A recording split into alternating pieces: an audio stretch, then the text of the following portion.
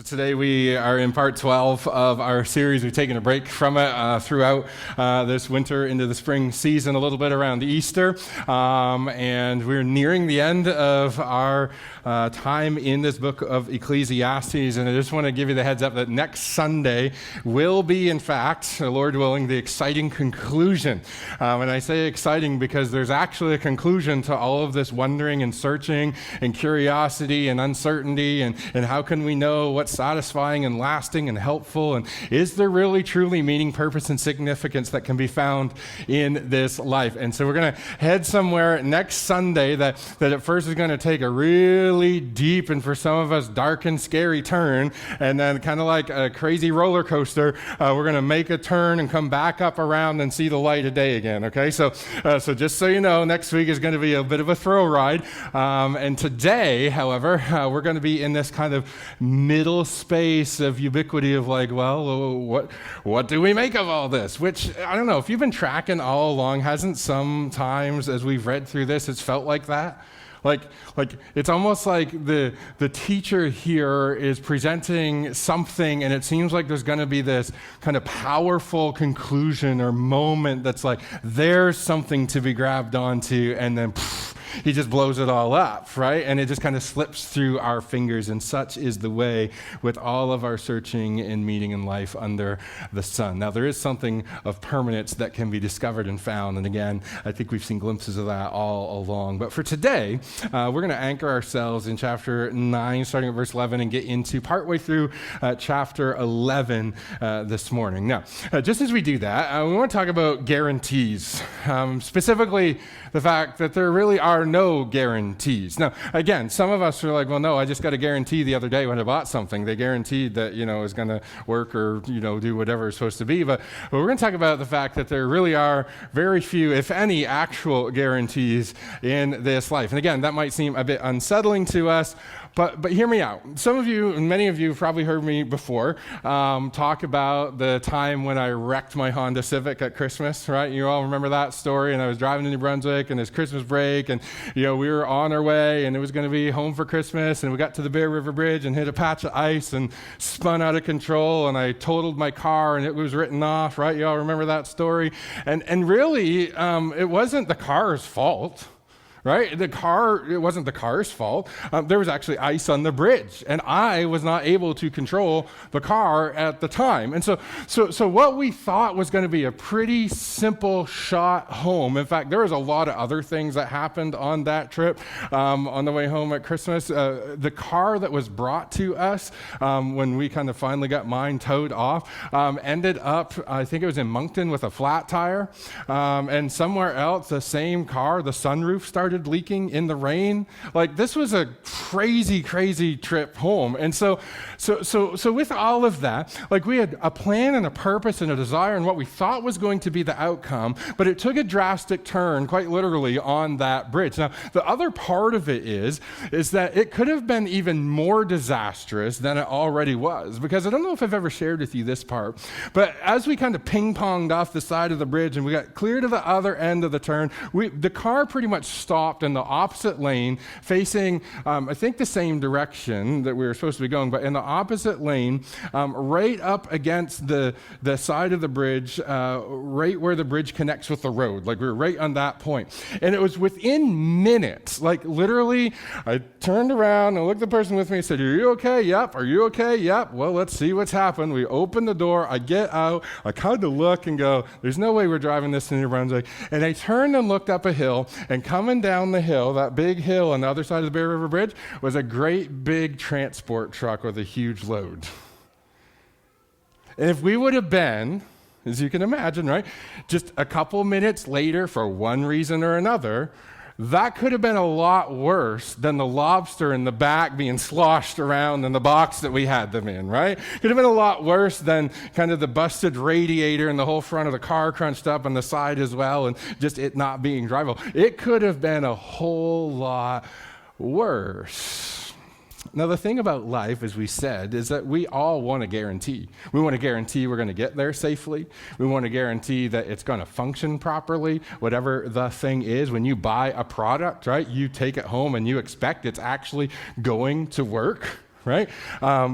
You even sometimes look on certain products for a warranty that comes with it. And the thing is that with warranties, oftentimes people will say, yeah, it comes with a lifetime warranty. And you always wonder, well, whose lifetime is the warranty for? Like how does that work? And then when you start reading the warranty, it's never warranted or guaranteed that if you use it wrong, then they'll replace it. You ever notice that? Like, if it's the fault of the operator, owner, whoever, like, they're not going to deal with that, okay? But if there's something mechanical or something about it that's supposed to work within a certain amount of time, we like those guarantees and those warranties because we're paying money for something that we expect to work. We like guarantees when it comes to investments, whether we're investing in a business or we're investing our finances in something, right? It's like we would like a guaranteed outcome of a certain return on that investment. Nobody wants to lose their investments, right? Nobody wants to see it kind of erode away, right? But we all want a guaranteed return. There's things with our health. If I eat the right things and I get the right amount of exercise and I get enough sleep and I take care of my body, I expect that my body's going to last a long time. We like kind of guarantees that way, or perhaps with relationships, if we do the right things and say the right things and be in the right places and, kind of work through all the right things, that there's going to be some kind of guaranteed outcome. Guarantees are something we all want. It's an assurance that something will happen. But the reality is, when you really stop to think about it, life doesn't really come with very many absolute guarantees, does it? I mean, if you've lived long enough, you recognize that there's not much, if anything, in this life that's an absolute guarantee. There's all kinds of things that can happen. So what do we do about it? And again, as we begin to read through chapter 9, starting at verse 11, the teacher here actually begins to say things that up front, just like in weeks previous, sound counterintuitive. It sounds like, well, hang on a second. No, that's not quite right because my experience might be a little bit different, or that's not the way it should be. What should happen is actually this. And it sounds, again, like he has this just pessimistic tone toward things, But let's hear him out. He says, again, I saw under the sun that the race is not to the what? To the swift. To which we would say, actually, the person who gets the gold medal is the fastest, right? But he says, no, but the race isn't to the swift, nor the battle to the strong. Now listen, if you're going to sit down with someone after church and have an arm wrestle, okay? Like, who's probably going to win that thing? Whoever's strongest, right? I mean, you could say you if you feel like you want to. Oh, I'm going to win it, right? But like the strongest person in the arm wrestle is probably going to win it. Nor the bread to the wise. Again, provision to the people who are wise in their life and in their dealings, or riches to the intelligent, or favor to those who have knowledge. What's he saying? He's saying, look, you can be smart and you can be intelligent, you can be wise, you can be strong, and you can be swift. But look, the outcome of all those things is never guaranteed. Because listen, if you are the swiftest, most of the time, if you are the swiftest, you're going to win the race. But how many times have we ever seen somebody who's the fastest end up with a leg cramp in the middle of a race? That can happen, can it? And not only that, but your shoe could come untied. That would be disastrous. That wouldn't be good at all. And even things outside of your control, you could be running and the person beside you could trip and fall and land in your lane. And then that's it. You trip over them and you may be the swiftest, but man, it's not always a guarantee that you're going to win. And again, the battle is not always to the strong, right? You could actually be the strongest, but you could also be outnumbered. You could also be outsmarted. You could also not quite be equipped enough. Somebody else may have better technology or a better, way that they, again, outsmart you, right? So the battle is not always won by the strongest.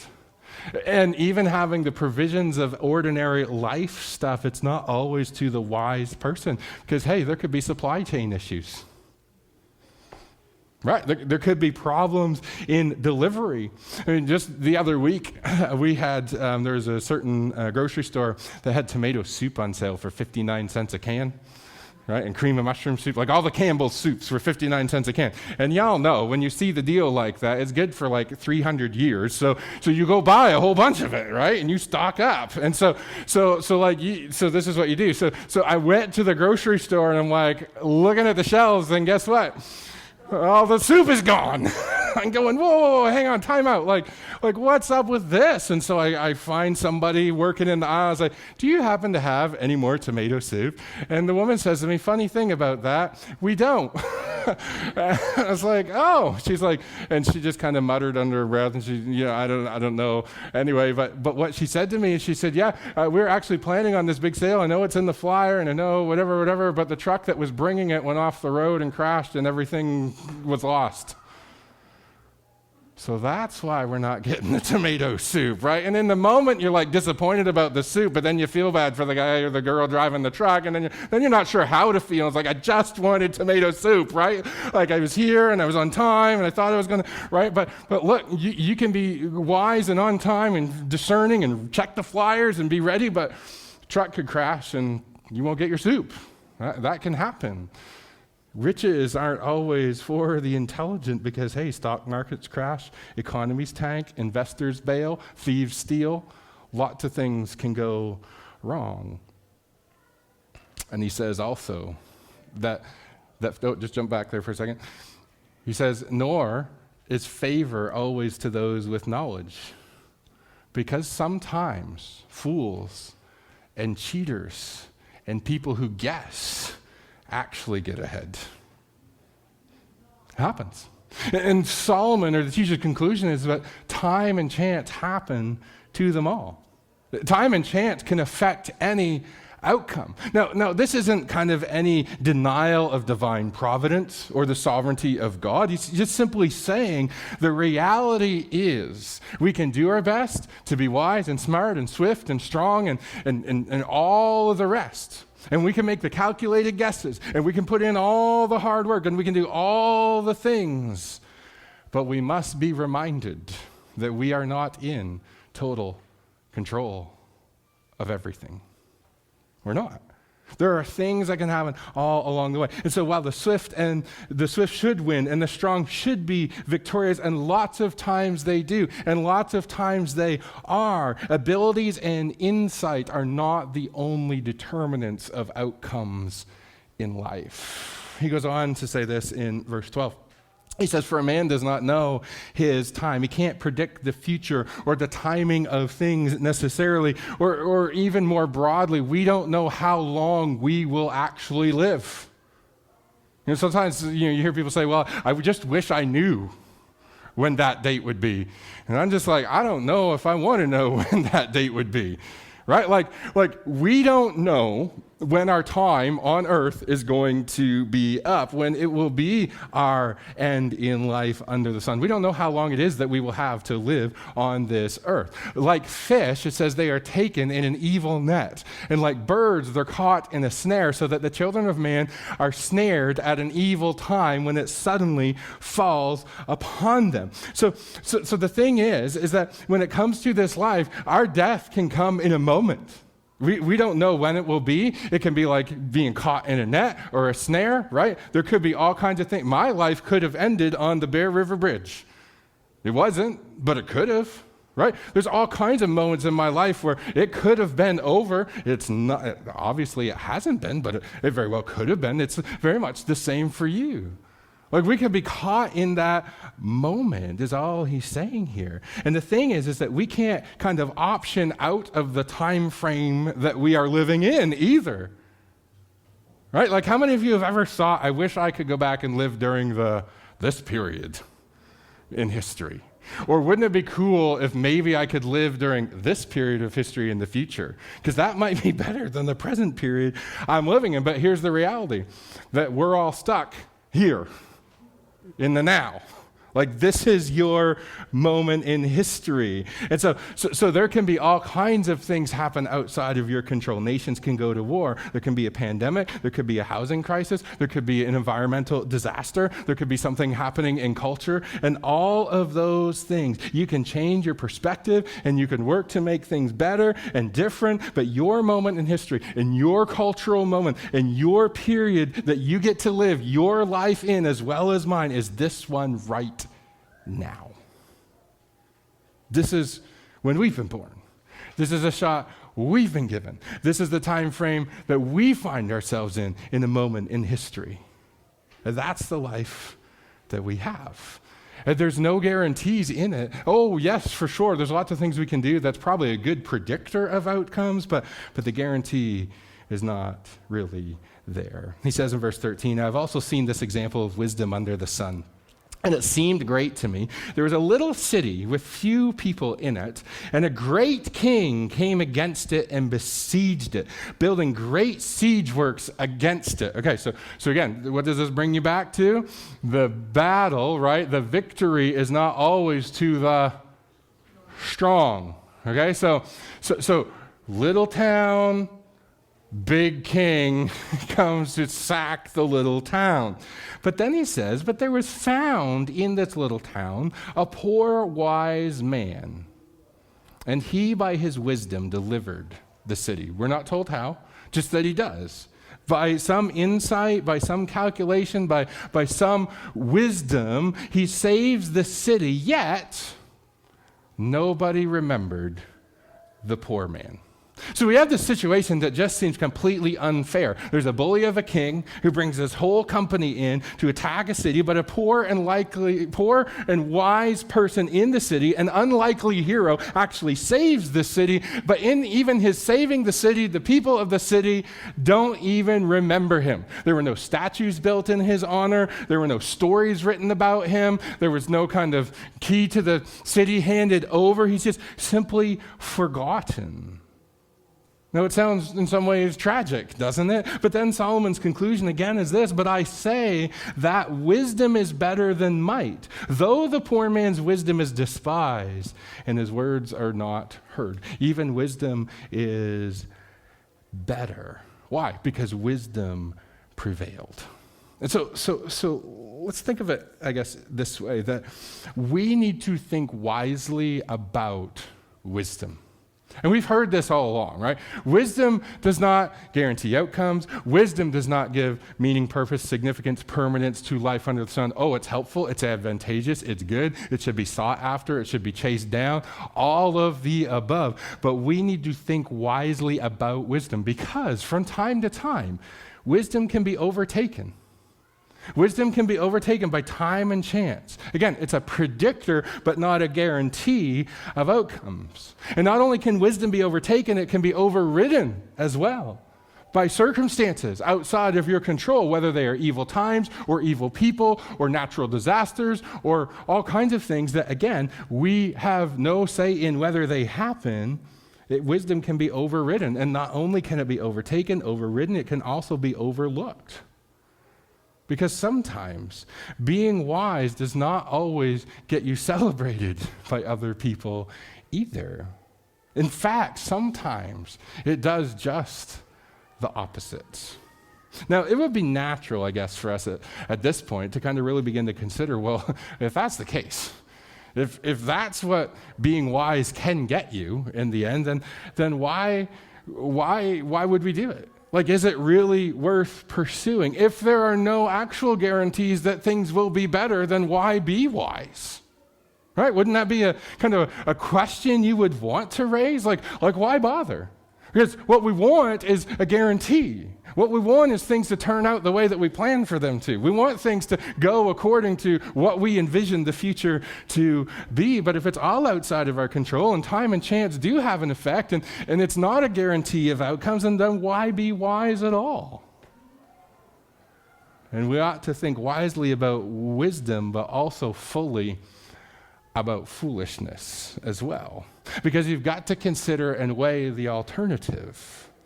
Chapter 9, verse 17, The teacher says this: the words of the wise heard in quiet are better than the shouting of a ruler among fools. Wisdom is better than weapons of war, but one sinner destroys much good. What is he saying? He says, well, look, there is always collateral damage when we sin. And when other people sin, there is always collateral damage. When sin and evil are involved, people get hurt, including you, whether intentional or unintentional. There's always collateral damage. One sinner destroys much good. Dead flies, and there's some just kind of pithy wisdom sayings here that make great tweets if you are up on that. But dead flies make the perfume's ointment give off a stench. So a little folly outweighs wisdom and honor. A wise man's heart inclines him to the right, but a fool's heart to the left. And even when the fool walks on the road, he lacks sense, and he says to everyone that he's a fool. And if the anger of the ruler rises against you, don't leave your place, for calmness will lay great offenses to rest. Again, there's great wisdom, just practical helps for this life in all of this. But even the fool who struts down the street, his unwisdom becomes apparent. His foolishness becomes evident to people around him. He goes on to say that there is an evil I have seen under the sun. If it were an error proceeding from the ruler, folly is set in many high places, and the rich sit in a low place. I have seen slaves on horses and princes walking on the ground like slaves. A reversal of roles. He who digs a pit will fall into it, and a serpent will bite him who breaks through a wall. He who quarries stones is hurt by them, and he who splits logs is endangered by them. If the iron is blunt and one does not sharpen the edge, he must use more strength, but wisdom helps one succeed. If the serpent bites before it's charmed, there is no advantage to the charmer. What is he doing? He's giving these practical examples of just everyday life. Of things that, while you may plan that they go well, things that can just, again, go wrong. There are circumstances under which time and chance affect people, and it highlights our ability, our limited ability, to know or to control every circumstance or the future itself. I mean, when have you ever realized that, man, this is not cutting like it's supposed to, and it's because your blade was dull? You needed to sharpen it. Man, doesn't that make it a whole lot better? I mean, isn't it possible while you're sawing logs that one of them could slip and crush your leg? Like you just could roll down and you'd be trapped underneath of it? As best safety precautions as you take, isn't that a possibility? Isn't it a possibility when you're kind of chiseling away at rocks or you're kind of setting a stone wall somewhere that it could fall on you, or you could drop it on your toe and you forgot to wear your steel toe boots? And man, that's going to hurt. And you're going to yell, right? Like there's all kinds of, he's just saying everyday life, this kind of stuff happens. He says the words of a wise man's mouth win him favor, but the lips of a fool consume him. The beginning of the words of his mouth is foolishness, and the end of his talk is evil madness. A fool multiplies words, and though no man knows what he is to be, and who can tell him what will be after him, the toil of a fool wearies him, for he does not know the way to the city. And now, this is less about actions and more about what? Our speech. And our words. And now, so not only are time and chance in practical things of life an issue, but there's also things that have to do with the way that we talk and the things that we talk about. And again, the teacher says something similar to running your mouth can get you into a whole lot of trouble. Because that's what fools do often, is run their mouth. Always a commentary, always a complaint, always a critique, and it drives others mad, and everyone gets tired of them. That's essentially what he's saying, right? Like they multiply words, and who knows what will be or what. If fools talk wearies him, like all of these things. So not just everyday life, but our words. And woe to you, O land, when your king is a child and your princes feast in the morning. Why when your princes feast in the morning? Because feasting in the morning, right, doesn't prepare you for the day ahead. It makes you susceptible to not only poor leadership, but also assassination, especially if you're into the sauce in the morning, in your feasting, right? Like, I mean, it's like, where are we, like, if you just suddenly thought, where did that come from? Okay, that is what's being communicated. Kings and their halls feast with great food and lots of wine, and it usually ends up,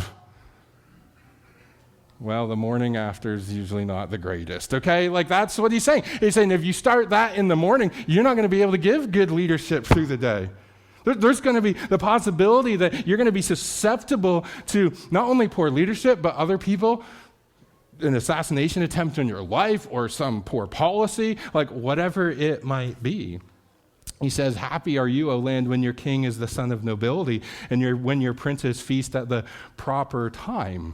Meaning they take responsibility for their life and for the people that they lead. And your princes feast at the proper time for strength and not for drunkenness. Through sloth, the roof sinks in, and through indolence, the house leaks. Bread is made for laughter, and wine gladdens life, and money answers everything. Even in your thoughts, don't curse the king, nor in your bedroom curse the rich. For a bird of the air will carry your voice, or some winged creature will tell the matter. I mean, regardless of their competence, his point is it will come back to haunt you if you begin to curse kings and others.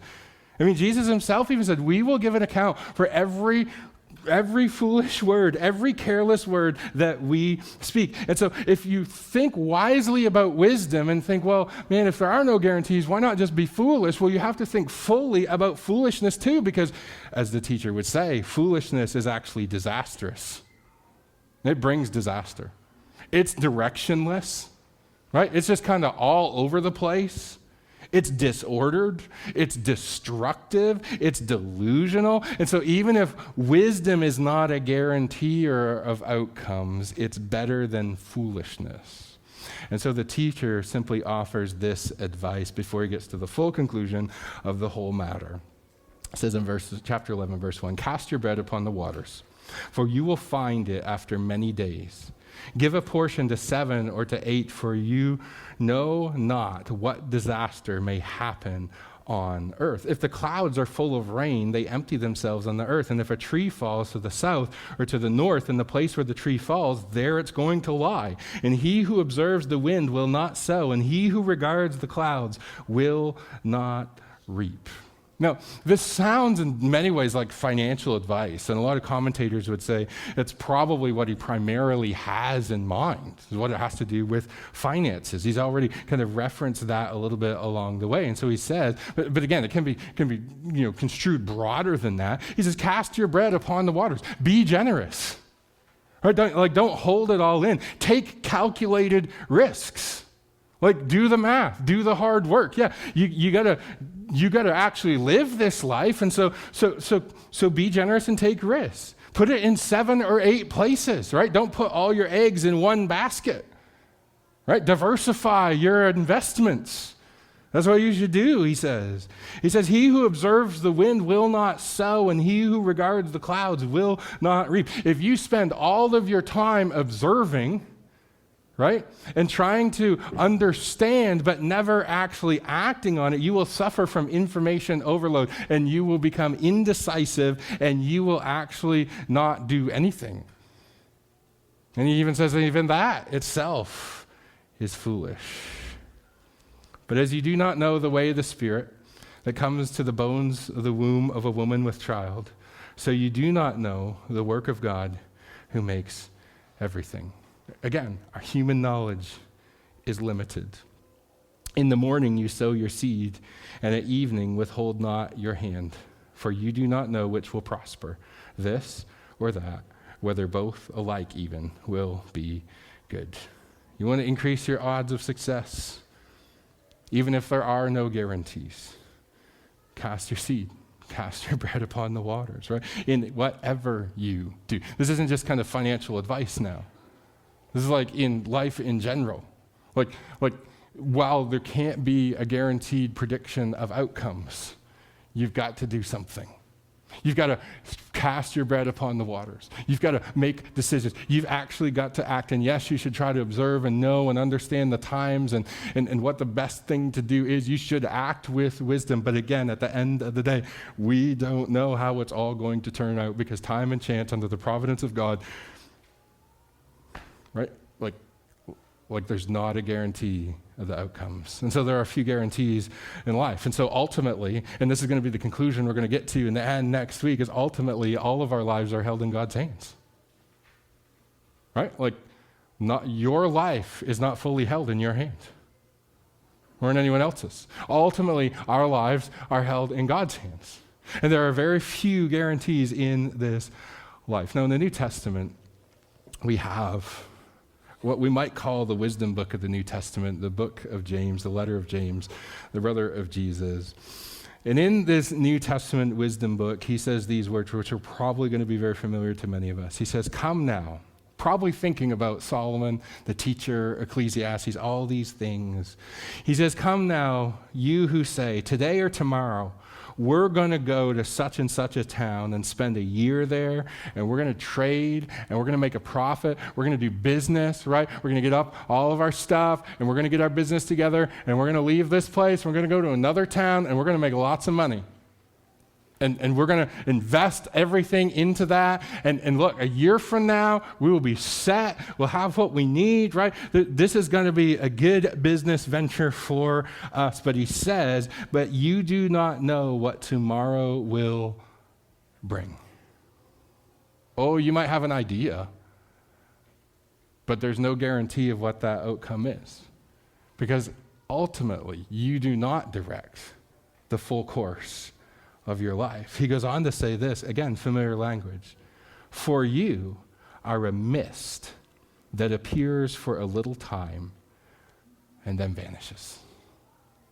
Hevel, fog, vapor, cotton ball cloud. So what should we do then? Should we just sit at home? Binge watch Netflix? Whatever. Obi-Wan Kenobi's just started Friday, right? First 2 episodes are there on Disney Plus. Should we do that? Right? Like, should we just not do anything? No. James doesn't say that. He says, don't just give up on it all.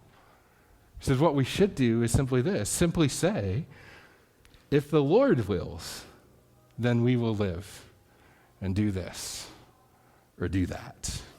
And it's not just lip service. It's not just like, well, if the Lord wills, then whatever. Because sometimes we can kind of get into that trap too, right? Well, instead of just saying, well, this is what we're planning to do, we should probably say, if the Lord wills it, this is what we're planning to do. And sometimes it can just kind of run into this kind of thing that we say is this offhanded acknowledgement or hat tip. But for James, he says, no. This is deeper than that. This is a recognition of who ultimately holds your life in his hands. And what we should understand is that while there are no guarantees, or very few guarantees in this life, ultimately, all of our plans, all of our decisions, all the things we desire to see happen and do and plan on and want to have the outcomes for, all of that rests under the sovereignty of God. And the wisest thing for us to do is to live by his wisdom and to surrender to his authority by trusting in and following Jesus, because in a quick turn and twist of events, Jesus is actually the one person who can guarantee your future.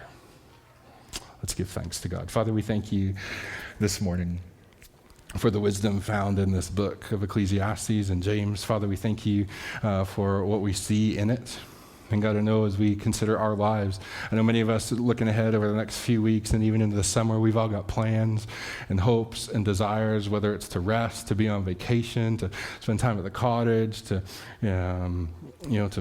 youth group stuff that we get excited about, things happen in the life of our church. We got all kinds of stuff going on in our lives.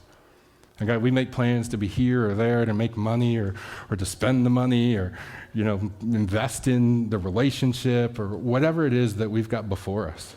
And yet, in a moment, it could all disappear. And God, so help us to hold those plans loosely.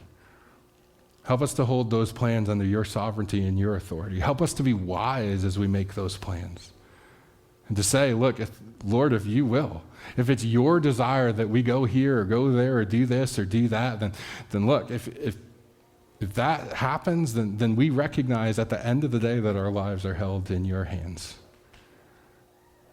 And God, we trust you in that. God, when things don't work out the way that we hope, when the things don't get accomplished the way that we wanted them to, God, we trust you in that as well. And God, help us to see the wisdom in what we're being told today by the teacher who sought to find meaning, purpose, and significance to life under the sun. And God, may we place our lives in the hands of the one who can guarantee our future, the Lord Jesus himself, in whose name we pray. Amen.